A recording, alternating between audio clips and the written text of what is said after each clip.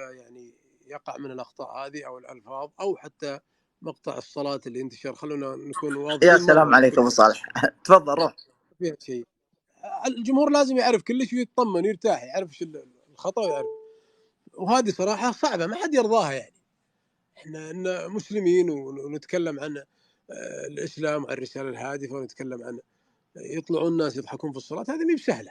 ولا ألوم الجهات يعني يوم حقيقة يعني عاقبوا القناة وشدونا الشدة هذه، ما ألومهم حقيقة، لكن لعلها درس إن شاء الله لكل المتسابقين ولكل الفرق الفنية في أي قناة فضائية، الاهتمام بالمحتوى وما ينشر وما يعرض للجمهور، لأن في الأخير إحنا كلنا نبغى نقدم رسالة هادفة.